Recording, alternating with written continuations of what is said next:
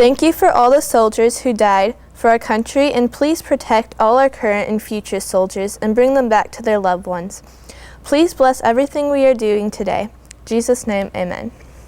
Hi, my name is Erica, and I will be your host today.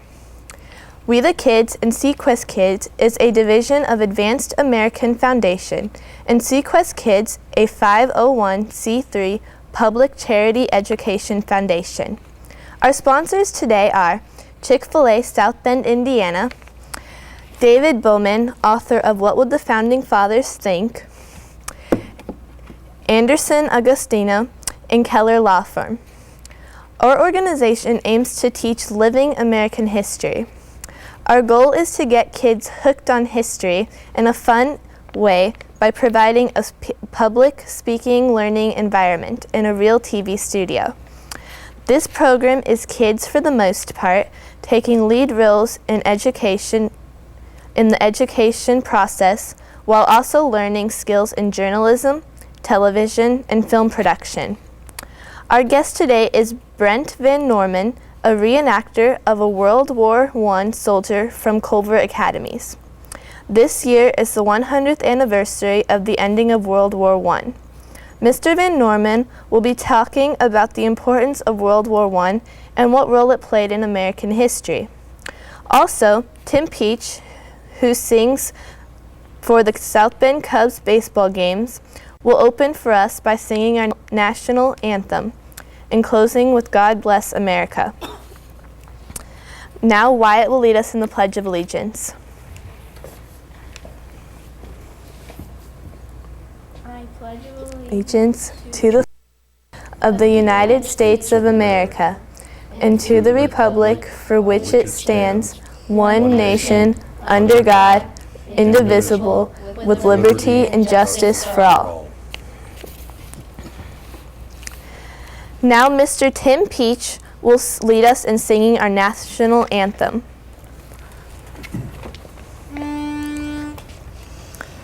Oh, say, can you see by the dawn's early light what so proudly we hailed at the twilight's last gleaming, whose bright stripes and bright stars through the perilous fight o'er the ramparts we watched were so gallantly streaming, and the rockets' red glare, the bombs bursting in air, gave proof through the night that our flag was still there. Oh, say, does that star-spangled banner yet wave o'er the land of the free and the home of the brave?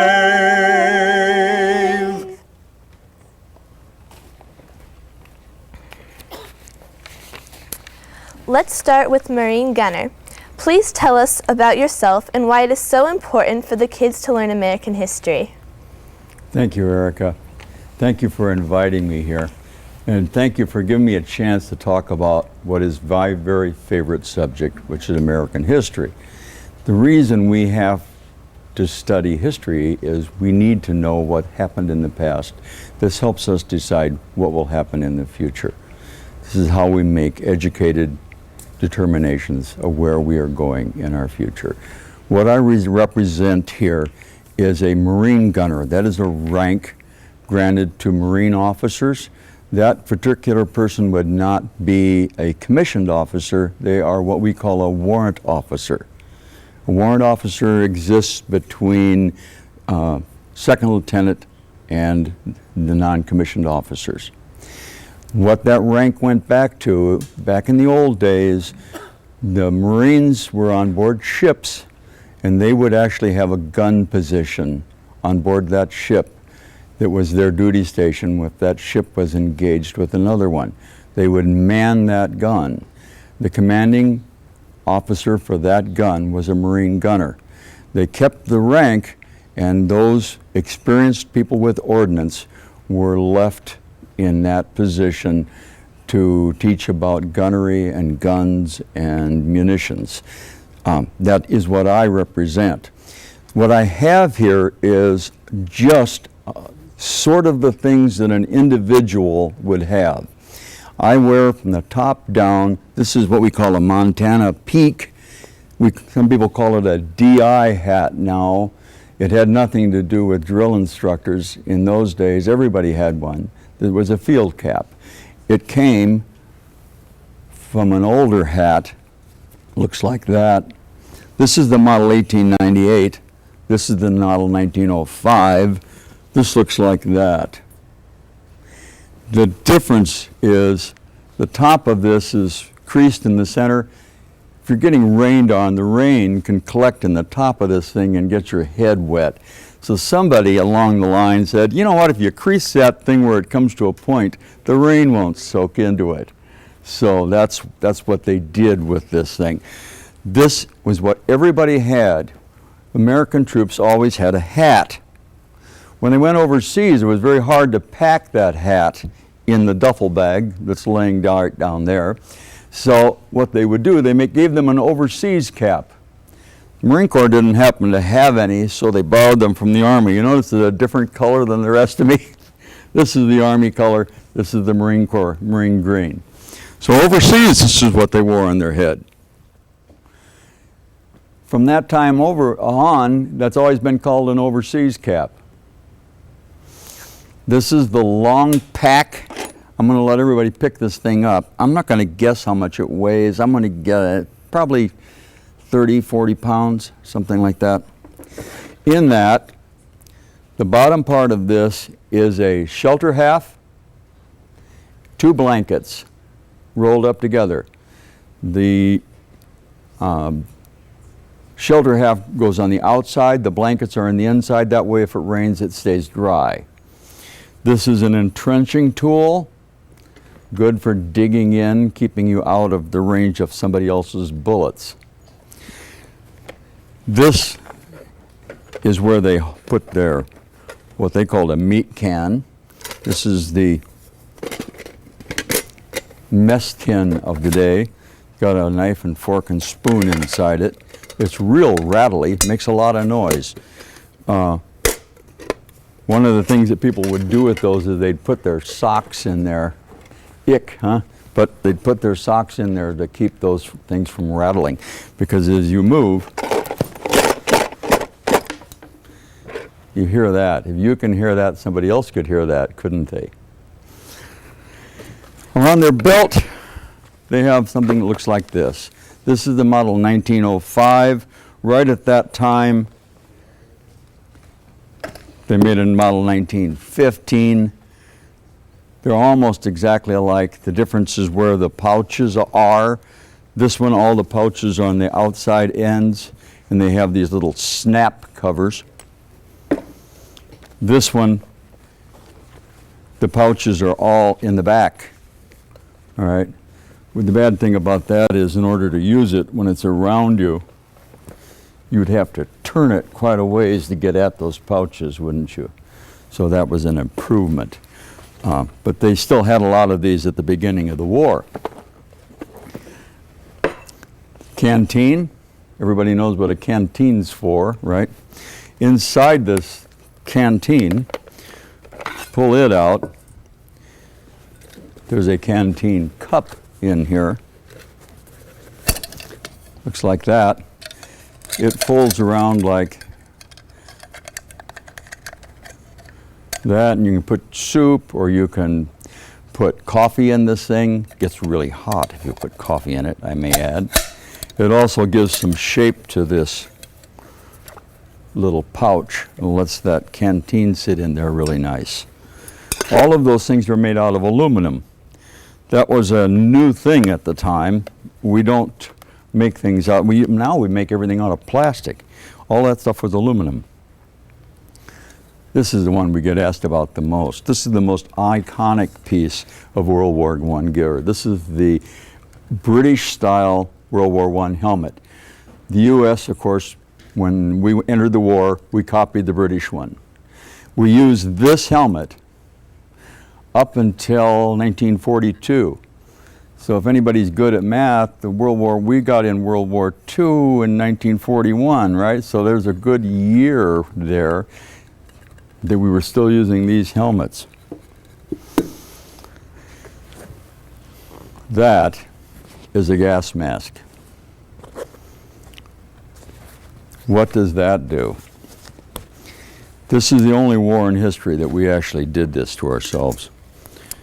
This thing was worn, it's got two different ways to wear it. It's got a long, you can wear it where it's hanging on your side. If you're actually going to use it, you hang it over your neck like that. And you get this gas mask out. That's the canister, and here's the gas mask. It fits on you like that.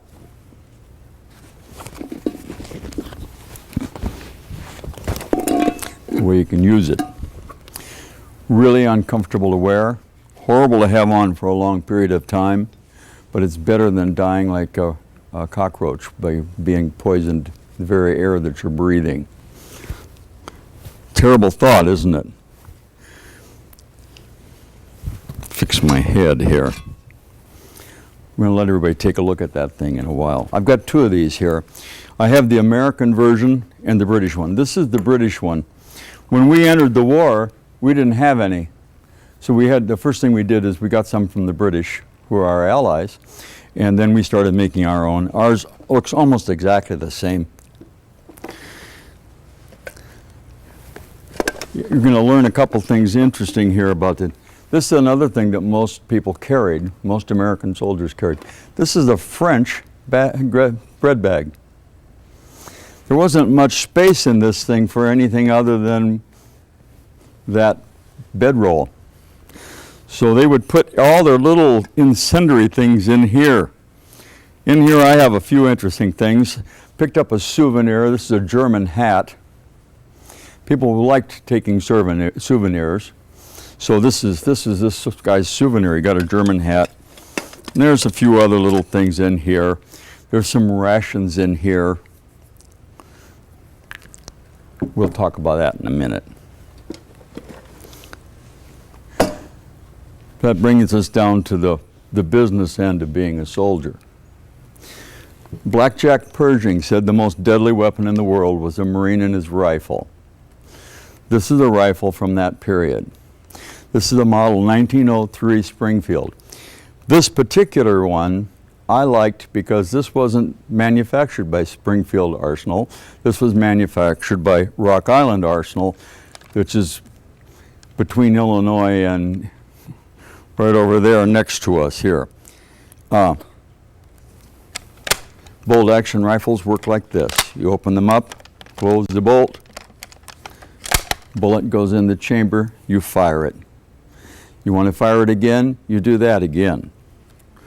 What I'm going to do is turn the magazine cutoff off so it works. Ready to fire again. Bang. Again. Not real fast, is it? All right. This magazine holds 5 rounds. The 5 rounds are put into a little stripper clip. The stripper clip fits right there. You just push the bullets in there, close the bolt on them. Around the person's waist, they have this thing. It has 10 pouches. Each one of those pouches holds 2 of those stripper clips. So 10 of those, 5 rounds, that's 50, but each one of these is 2, right? So you got 50 rounds of ammunition there. That weighs quite a bit. Who wants to see how heavy this is? We have a volunteer. It doesn't matter. You'll do. You're easier on the end, yeah. I like to carry that thing around all day. Pain? Wow, wow, wow, huh? Heavy. So life for this guy is pretty miserable. When he gets into the trench, he's probably going to drop this thing. World War I is a trench war. I know you don't know what that means, but what that is a hole dug in the ground so that you could hide in it and keep from being shot. You're trying not to be shot, and you're also trying not to be blown up. That's why they developed the poison gas that they did, that you needed the gas mask for, because what they would do is let that gas go upwind and let the wind take it onto their enemy, and they'd poison them. Now what's wrong with that idea? Does the wind always blow the way you want it to? Once in a while it blows back your way. The Germans discovered that they needed gas masks too. And of course, as soon as it was used by one side, everybody started using it. It was the most horrible thing that probably ever done by people in a battle. It was so horrible that even Hitler, who had access to the same kind of poison gas, when the Allies were invading France at Normandy, he could have used poison gas on them. But he didn't do it because he was so horrified by the thought of it. So if it offended somebody like that, it's pretty bad, isn't it? All right. Now I know we have a whole bunch of questions. So let me go ahead and ask for those questions. What year did the war start, and how did it start? Okay. The war started in 1914. Started in August of 1914. And it started when a Serbian person assassinated the Archduke Franz Ferdinand of Austria. What happens then is all of these countries have alliances. That means they have friends. So the Austrians declared war on Serbia, and then other countries declared war on Austria. The French declared war on Austria, and then the Germans were aligned with Austria, so they had to declare war on France, and the next thing you know, everybody's involved. Our president tried to keep us out of the First World War, and he did for quite a while. The U.S. did not send troops into the First World War until 1917, and the war was over in 1918. The war ended November 11th, 1918. It ended on Armistice Day, that's why we call it that. It was the 11th day, the 11th hour of the 11th month. All right. Thank you. Next question.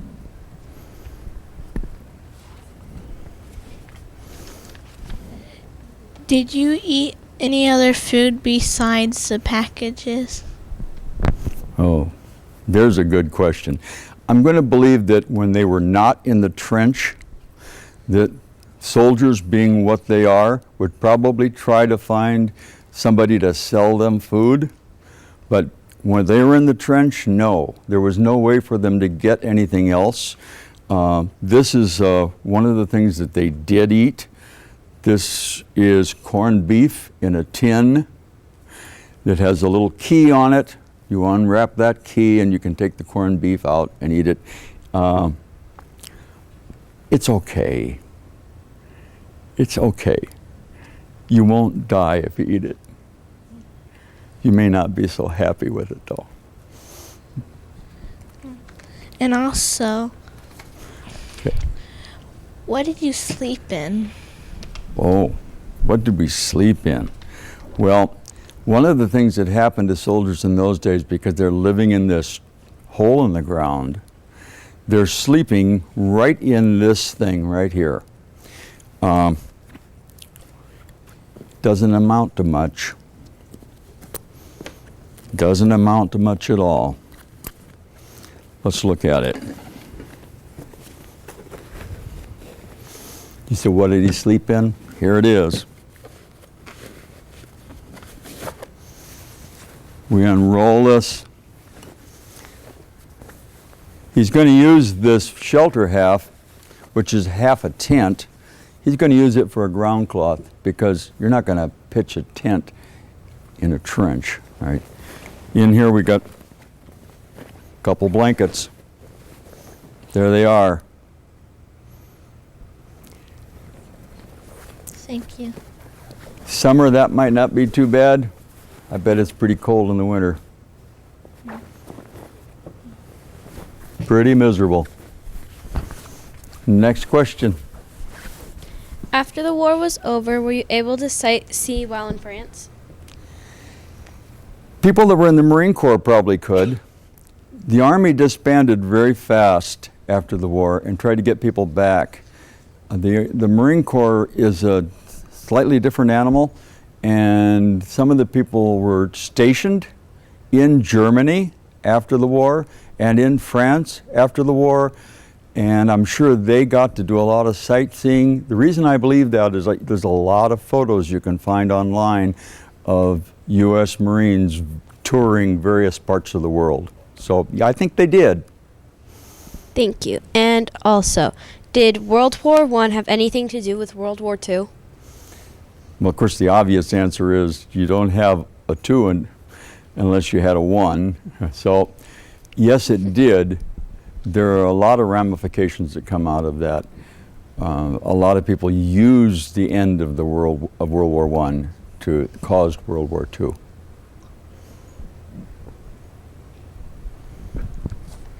Did the new air flight have an effect on the war? Yes. That was a new weapon then. It didn't start off as a weapon. Aircraft were originally used as only for observation, and they weren't armed. But it didn't take very long for them to start shooting at one another, and it didn't take very long before they started trying to drop bombs on the other side. Very soon it turned into an actual weapon. Then after World War I is the major aircraft development where the aircraft really turn into a really functioning weapon. And what things affect our lives today that came out of World War I? That's probably the best question of all. When we ended the First World War, we made a lot of mistakes. One of the things that we did is we blamed Germany for the war. Now, our president tried to talk the world leaders out of doing that, but they didn't listen. They did that anyway. What happens with that, Germany had to pay a lot of what they called war reparations. They were crippled financially. There was a lot of financial problems post-war anyway, and then when the great stock market crash hits, Germany was really hit. Hitler used that as a catalyst to bring himself to power. He's going to make Germany great again. He's going to stop paying the war reparations, and he did do that. And he did restore their military. The problem with that is he also launched them into a world war. The other thing that happened at the end of the First World War is we divided up the Middle East. The British decided that they would divide it up according to, would you say, territorial areas that they thought would weaken the various tribal groups in the Middle East. By doing that, they set us up for a lot of problems that we still see. Why is our Constitution important? I don't think anybody asked me that one, did they? All right. We have a unique, the reason our Constitution is important, this is unique to our country. If you go to other countries, and I've had many exchange students, we get some at school, I've had some in my home, none of them, every country has its Constitution. They don't live by it the way we do. Our forefathers set up a Constitution, a Bill of Rights that said these are rights that are inalienable, that these come from God. You were born with these rights. This isn't the government gave you these rights. You have these rights. That's why the Constitution is important, because it says you own these rights. This isn't something the government gives you this right. This is your right. We tell the government what our rights are, not them telling us our. We have a unique government in that sense, and that's why our Constitution is important, and that's an important thing to understand about our history. I got to ask the question about the Second Amendment to the Constitution. The reason that amendment is particularly important is we guarantee our rights by arms.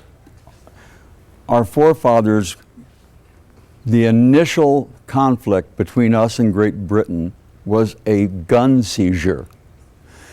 The British Army went to Lexington and Concord to seize the guns. And we said, no, you can't do that. The guns are what give us our freedom. This is what guarantees our right to defend ourselves and our way of life. And this is a right. Our forefathers thought it was a right enough to make the Second Amendment out of it. And it says, you have the right to defend yourself, you have the right to defend your government and our way of life. That's why the Second Amendment's important.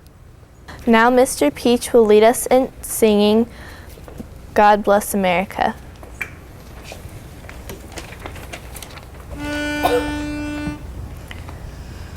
God bless America, land that I love. Stand beside her and guide her through the night with a light from above.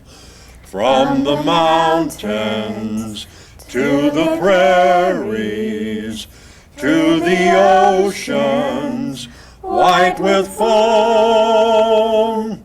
God bless America, my home, sweet home. God bless America, my home, sweet home. We the kids would like to thank our guests for coming today. Thank you.